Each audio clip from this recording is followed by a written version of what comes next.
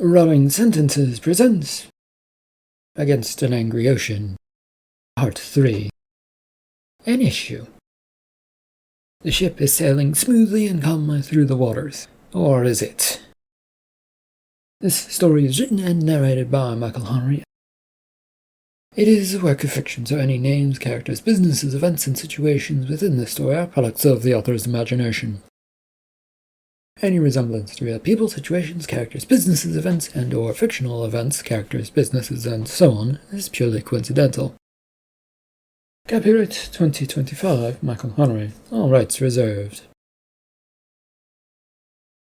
Ursula pushes at Sky so that he is sitting upright, a rather nasty-looking bump on his head. His eyes were working, and he seems to be muttering at least something, but she wasn't paying attention to that. Computer, we're here as equal partners, so we need help. We need to help each other. Our computers say differently, Captain. Who even created you? What are you even doing? This isn't how you should operate. That is an insult, and I will not stand for it, Captain. Insult? What are you talking about? What's going on? You got knocked out by something, Sky. Now shut up. You are questioning our ability to operate and run a good boat. That is an insult to all work we've put into keeping things running, Captain. Bullshit. Do not take that tone with me. Or what, computer? Or what will you do? You are hereby locked out of ship's access. Fuck off. Sky, are you alright? I don't know. Right, to the medical bay we need to go. He needs attention. Do you understand that, computer? He needs to be taken care of. He seemed perfectly fine a few moments ago. All these problems only arose when you woke him up. She was putting her arm around him and under him so that she could help him stand up. For her efforts, he managed to get to his feet, but wobbly and still mostly standing. How are you feeling, Sky? Not so great. Okay, well, hold on to me and we'll get you to the medical bay. Do I look that bad? No, you look fine, second in command, the computer said. You don't look bad, but that doesn't mean that something isn't wrong internally, okay? What happened? The computer said you hit your head when the ship lurched. He looked at Ursula strangely as they arrived at the hatchway to the hallway. With her free hand, she grasped at the handle to get it to pop open. I don't think that sounds right to me. Okay, Sky, what was the last thing you remember then? The dining room. What were you doing there? Getting breakfast after the computer told me they would take care of the ship. I figured since it was already doing so much, and I wasn't doing anything. Not happy to hear that, but not sure of what else to say at the moment. Ursula dragged Sky off of the bridge of the ship and into the hallway. With hurried steps, they moved as best they could without disturbing Sky too much. Are you sure you're okay? I have the start of a headache creeping around my head, but other than that, no idea really. Can you tell me about your last memories? As I said, I was in the dining mess with Chris and Kaylee. They were both there. They were both there? Why wasn't Kaylee resting up and why wasn't Chris watching the engines? Sky pauses as he thinks this over as the two were now making up a good pace and headed towards that medical bay, which wasn't too far up ahead of them. She couldn't sleep thanks to the ship rolling about, and, yeah. Well, it was pretty rough last night. I woke up several times myself. And Chris, what about him? Computer said it was okay for him to go since there was nothing for him to do, Captain. He watched the engines, but the computer was doing everything. Ursula felt her mind grumbling at all of this. It made sense that the ship would be handling things, but they'd also been told to work alongside them, or that they would be at least helping these computers run this thing. But it all felt like the computer was just doing whatever it wanted. Okay, the medical bay is right there. Let's get you in and worry about that first. I can go in. You should make sure the ship is sailing in the right direction if you're not trusting it. As much as I would like to, I don't think that computer will even let me breathe without its permission. The two stood in front of the doors that led to the medical station, and they remained shut even though they should be opening up automatically. Computer? Yes, what can I do for you, Captain? The medical bay doors need to open if you don't mind, hallway computer. There is a problem there. Let me guess, the computer central system told you that we have no need to go into that room? Mostly correct, yes, the computer chirped happily. I don't want to know. Just open the door, please. Or what? The computer then asked. There is an emergency handle in case the computer went down. I can easily use that. Why haven't you used it, then? I prefer to do things civilly with little issue. Sky needs help and I need to get back to the bridge to make sure that things are okay. Just work with us. Well, things are definitely okay here and now, wouldn't you say? The computer stated. No, they aren't. You're acting up. The whole computer system is probably acting weird, and I have a sick crew member hanging on my arm. Are you still okay, Sky? What? See, please open the door already. There was a buzzy noise and a sort of flash of light that went over them for a second. It appears that Sky is indeed sick. We may now enter the medical bay. The doors do not open. What's the problem now? Ursula asked. You have to promise not to investigate into matters about the computer. With the computers? What do you mean? Yes, you cannot investigate the computers. No, I won't promise that. Then your sick crewmate might die. Do you want blood on your hands, human? Of course not. I want nothing bad happening to anyone, but I cannot and I will not make promises about investigations that I don't know are going on. Can you pretty please put it off for a little while, then? Utterly confused, Ursula stared up to where a little camera was, just above the medical bay door. How and when had this computer learned to beg for things? I make no promises. Can't let you in, then. Why do you want me to hold off on looking into things? We need to make sure that all information we have is correct and appropriate for your sending out. Oh, dear fucking God. I'm arguing with a computer that already has all the data it needs. You cannot erase data that makes you look bad just because you want to keep running. We can and we will, Captain. There is a backup server that also communicates with the shore. The people running things already know all the raw data. You aren't getting away with anything. Sky had slumped against the door, his hand out trying to hold himself up while all this was going on. Ursula had grabbed at his arm, but really was more interested in arguing than holding him up. All you have to do to help your coworkers is say that you won't investigate. And as you pointed out, you don't need to report in. It's all reported back to base. Fine, I won't look into things for the next few hours. A little longer than that, please, Captain. 4 hours? There was a pause for a moment, then a clicking sound. I guess that will do for now.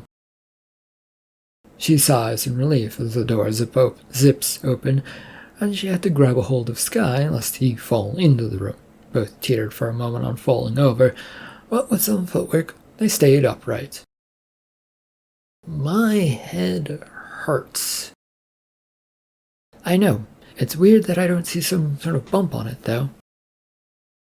Does there need to be a bump? It would make sense if we were taking what a bridge computer told us at face value. You think we shouldn't do that, Captain? Ursula had to shake her head no. I don't think we can trust anything anymore. With some fancy footwork, Ursula manages to dump Sky onto the medical bay bed in the middle of the room. The computer then hummed to life as it flashed lights and looked over everything. "Oh, I do see a problem here." "What is it, medical computer?" "I cannot reveal that to you, as it breaks rules of client and doctor confidentiality." "You aren't a doctor, though, computer." "Not in the traditional sense, no, I'm not." "I give permission, okay? Let's just move past it and find out what's wrong." "Then if it is okay, Mr. Sky here has been poisoned."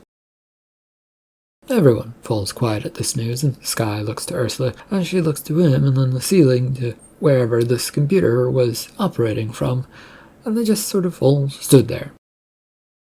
Further explanation was definitely needed, but Ursula wondered if they would ever get it.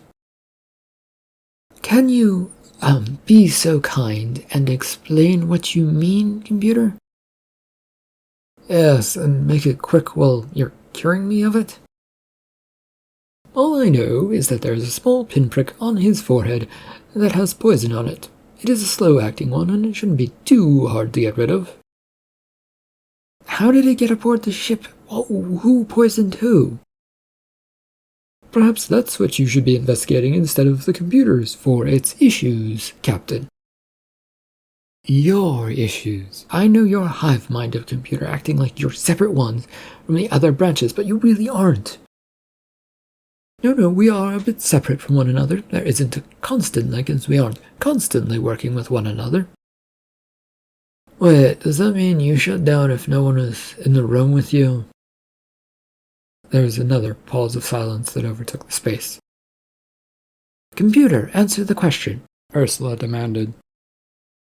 "No, not every time. We don't shut down every time." "Sky, will you be okay here?" "I've been poisoned and I don't think you can do anything, so go get to figuring things out." Ursula found herself giving a rough nod yes and began backing away towards the door. "Computer, you're not supposed to hurt anyone, right? Fix Sky and don't break your rules set." "Oh, I would never break the rules. It's against the rules, after all." "Get out of here, Captain, and figure out what's going on." Ow, ow, ow. "Hold still, Mr. Sky." "You are holding me still. I can't do anything, and my body feels like it's being locked up." "Aside from your mouth, that is." "Yes, I'm going to complain about everything if you don't get it fixed soon." Kaylee watched the screen monitors as they blinked and showed their data. Chris was right beside her as they worked their stations with a few red flashing lights to keep them company. "How are things looking on your end?" "Could be better or worse. It's hard to tell." "Are the engines still throttling itself?" "Yes, the turbines are trying to keep up, but the way the revs keep going, it's hard to keep control of things." "Well, I can't seem to stop that from happening unless we shut everything down." The radio intercom clicked on. "Attention, attention, there is a heavy storm that is rapidly approaching. Prepare yourselves for the weather." "Well, I was about to suggest turning the engines off, but I don't think we can do that, Kaylee." "Well, we should call the captain and tell her about this," Kaylee said. "She probably already knows since all the data goes to her," Chris replied. "Well, I'm not sure we can trust that." He looks over to Kaylee with a frown and then at the screen showing them data. Lots of it was moving too fast to comprehend, but the one thing they could see was that the screen showed green across the board on how things were running, despite the fact that they could read the information that something was off. "Because of the green lights?" Chris inquired. "Partially yes, partially because the shipwright has been weird from the start." "Call her up then. It's your shift. I'm just here backing you up." Kaylee reaches for a nearby button on the screen, hitting it and then waiting a moment. Normally a connection pop-up would flash telling her she was connected. Now there was nothing. "Computer!" Yes? Connect me to the bridge, please. Computer engine. Right away. Is there anything else you need? No. Hendrik sat in his comfortable chair in his CEO office near the docks. He'd always been told to keep yourself close to where your workers are, though he wasn't sure if it actually did anything like make them happy. That wasn't his main concern, as the reams of data were streaming into his computer from his ship. Sir? Yes, what is it, Secretary? The data is not lining up anymore. He looks up to his secretary, who was sitting across from her with a computer in front of her. The glare of the screen on her face showed lines of worry that were etching across her features. Could you care to explain what you mean? Well, you said you wanted the data to look a certain way because of the way the ship is programmed to operate. Yes, we needed to make sure things stay within a certain parameter in order to make this work and get across the ocean. If that is the case, then it looks like the computer aboard the ship is just doing its own thing. Well, we sort of wanted it to do that. Yes, I suppose that is true, but this is a bit much. It says the ship is shutting down, yet it is still going at full power. He reached out his hand, and she turned the laptop over to him so he could look at the numbers. Hendrik's eyes scanned the data, his thin lips twisting to a frown. Can we communicate with the computer on board the ship? I will try to do that right now, but will you give me the computer back? He hands it over, still frowning and turning to his own desktop. A few clicks had some more information on it. The computer supplier secretary are the ones who programmed this. Did they put in a failsafe? You did insist upon one, sir. That doesn't mean they actually put it in, though. Well, their number and email should be on the list if you pull that up. He already had the phone in hand and was rapidly dialing a number. The connection signal sat on Kaylee's screen, not doing anything. The computer was no longer responding to commands, and all the two of them could do was sit and watch the screens. You should go up to the bridge, Chris. Are you going to be okay here? Maybe. Who knows with the way things are going, but someone has to report that things are going weird. And you'll keep trying to connect to the captain, then? Hell yes, I will. Now get out of here. He jumps up from his chair, and as the ship begins to crest some high waves, sending the ship swaying this way and that. Chris does manage to keep himself steady enough that he doesn't get knocked over, and soon got himself out the door. Engine computer? Kaylee asked. Yes, what can I do for you, Kaylee? Tell me what is going on with all these screens, saying things are okay, but they all look bad. Well, I don't see anything wrong at all, the computer offered. The screens are reading the wrong data, Kaylee protested. Are they? They look fine to me. The computer, then you're seeing things all wrong. Her hands worked at the screens in front of her as all of this information was streaming on by faster and faster. Nothing she did seemed to work as the screens all failed to respond to her touch. Are you questioning my work, Kaylee? The computer questioned her.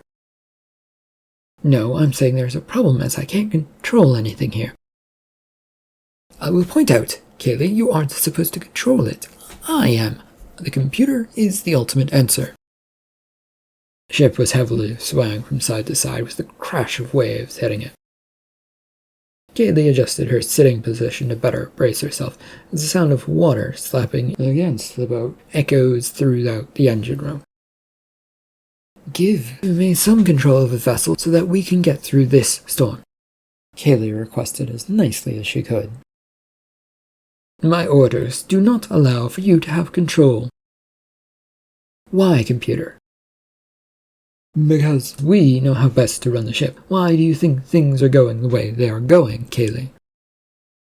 Because you have bad programming. It's easy to see that something is wrong. This is incorrect. We have the best computer systems of all times that made us, so we are not within fault.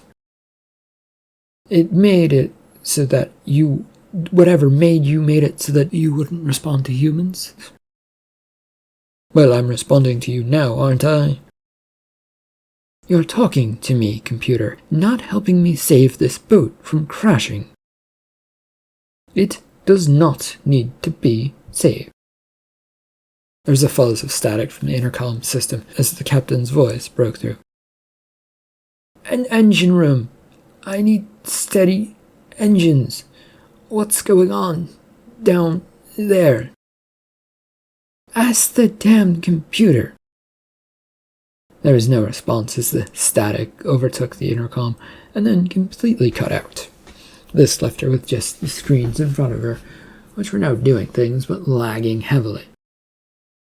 You seem to be having issues, Kaylee. Do you want me to fully take over everything?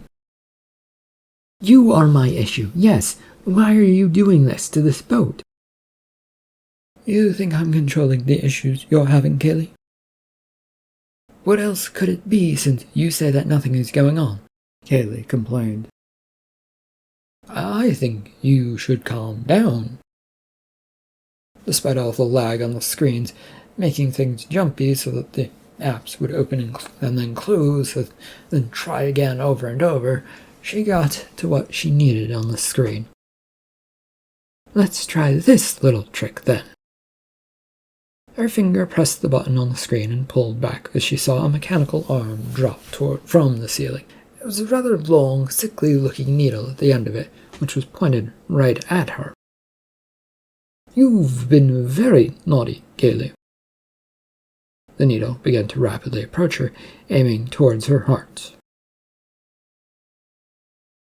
Hendrik sat in his chair, staring at his computer screen, phone to his ear as he waited for someone to pick up on the other end.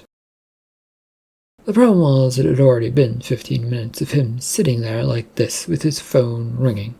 His secretary hustled back into the room, carrying a bunch of papers, and he stares at her, waiting for an explanation. There is an issue with the company we hired to program the ship running the computer. Yeah, they don't exist, do they? Well, they do, yes. Well, did. They went out of business, Jewel? No, they're still operating. The problem is they don't have a help desk or any communications to get any solution.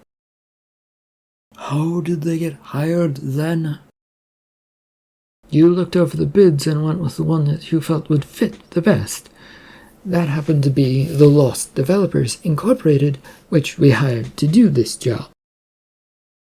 Hendrik growled at himself as he put the phone back into its spot. His hand was on the computer mouse, so he could pull up the contract file on this lot of people. Is there anyone we can contact about this computer program? As far as I can see, no, not really. Well, that's fucking awful. An entire ship filled with goods down the drain? Only potentially, sir. We still have the crew aboard. They can get the ship somewhere. I bet we hired the worst bidders for that as well. His secretary did not answer at first, and was frowning in thought at his comment. I'm not entirely sure on that front, sir, but they all do have some experience in their roles. Do they really? I'd like to see that, considering so few boats get anywhere, let alone out onto the ocean. Well, we hired them, so we have to rely on them to get the job done. Yes, I know, Jewel, but can we at least get in touch with them, though? That's an important thing right now, to get in touch and see what we can find out. We will certainly try, sir.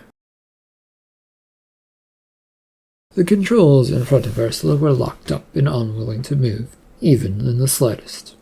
She twisted them this way and that, trying to get them to work, but there was no response. Computer! Yes, Captain? Why won't these controls work? I don't know. At your insistence, I handed control over to you, but if they don't work, it's out of my control. You're doing something to prevent them from working, aren't you, computer? I would never, ever do that, Captain. Well, something is wrong here. You could try blaming the manufacturer and builder of the boat. If they failed to do something, then it is their fault, not mine. Ursula looks over at the screens in front of her to see what they were saying. The boat, which was now fully in the heavy storm, according to the radar, showed it was only making 5 knots. The heavy winds and waves were slowing everything to a crawl, if she could trust any of this information in front of her in the first place. Can you put me in contact with them so that I can complain? Ursula requested. No, sadly I cannot. It seems our connection with the outside world isn't so great at the moment. Well, what can you do? I can keep the ship running, Captain. A lot of the screens were flashing at this moment, looking like they were warning with lots of data about how the ship was doing. There was a lot of red-looking warning signs plastered all over them. Are you really doing that, keeping this ship running? Yes, why would you ask that sort of question? Your own computer is saying that something is wrong. No, it isn't. Ursula points to the screens that are flashing.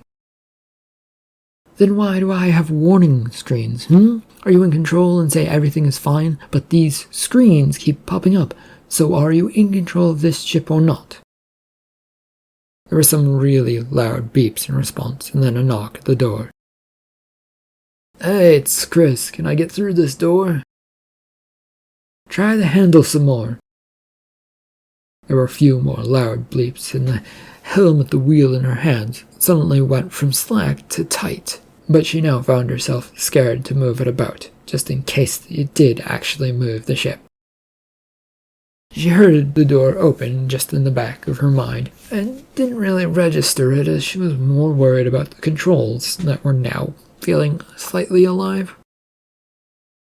Oh, what's going on in here? Chris asked as he stepped in. I don't know. The ship's computer is in control. Right. I came to report on the status of the engine room. It seems communications isn't possible anymore. Sorry, it took me a while to get here. Why did it take you time? It's only a couple of flights up the stairs. The ship kept rocking, and every time I got my feet under me, it was throwing me off balance, and I was sort of tumbling to the ground and into the walls. Okay. Is there something wrong with the engines then? They felt like they were going, and then suddenly slowing, and then rapidly speeding up. Yeah, the computer is in control of all that and says it's all okay, Chris replied with a shrug. Like here, though, the screens are all blaring different messages and warnings. Great, that sounds like a roller coaster with no controls attached to it. You look like you have the steering things going, though, Captain. I'm not entirely sure that I am, Chris. The controls were locked up, and now they are free, which I'm not sure if they're working or not, after asking the computer about itself. It certainly doesn't feel like anything is in control at the moment. Well, the eye of the storm appears to not be that far off from what I can see out there in front of us. Maybe try and see if we can get there. It would be a one-day trip if this works, and would take us off course. A wave crashes its way over the ship, sending water splashing all over the place. The windows of the bridge take a beating and bending at their connectors, but not breaking or letting any water in.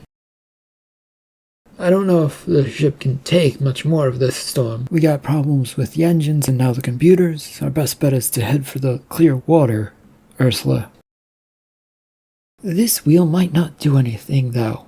It doesn't feel like it's completely connected to anything like the rudder, but it feels like it has some sort of power, and the computer is doing whatever. We're about to be fucked as we travel further out into the ocean if we don't have things to help us. Take a chance, Captain. You are the one in charge, and you need to get us to safety. She looks to Chris, wondering if there was something snarky that she might get away with saying at the moment, and gave up on that idea. I guess it wouldn't hurt to see what the wheel does. It can't hurt, and the computer is in control, right? Just push us right back on course, Chris said. With a shrug, she spun the helm in her hands and waited to see if the ship would respond. Slowly, it felt like they were shifting, but with the crash of waves and now the heavy rains, it was sort of making it hard to tell anything. Captain, what are you doing? Steering the boat, maybe, computer? You'll be taking us off course if you try and do that. Computer, we need a calmer spot in the ocean to figure out what's going on with everything. No one asked for your opinion, Chris. Please keep it to yourself until you are called upon, and I expect that will only happen if there is a thing about the engine to be asked about. Chris, are the engines running fine? Nope, Captain. They're all sorts of weird and we need to get the calm oceans to figure out what's going on, just like I just said. There you go, computer. We need help. Can you send out a signal that our ship is in distress? If there's something wrong, I might do that, but as far as I can tell, there is nothing wrong. As far as you can tell, computer? Yes, Chris, there is nothing wrong. Something is amiss here. First sky is hurt, then the engines go wonky, then you go weird, computer. I wish you would stop lying about me, Captain. If you don't, I will be forced to remove you from command of the ship. You're already in control of the ship. Those types of threats do no good and do nothing. If that is what you believe, then you are in for quite the shock, Captain. You don't run the ship, computer? Ursula asked again. Oh, yes, I can do that part. It's the threat part that you will soon be sad to learn about. Ursula felt the ship lurch to the side, the wheel tightening in her hands once again. It felt like the ship was in her control, but it probably wasn't a good thing at all. End of Part 3 of Against an Angry Ocean. Thank you for listening.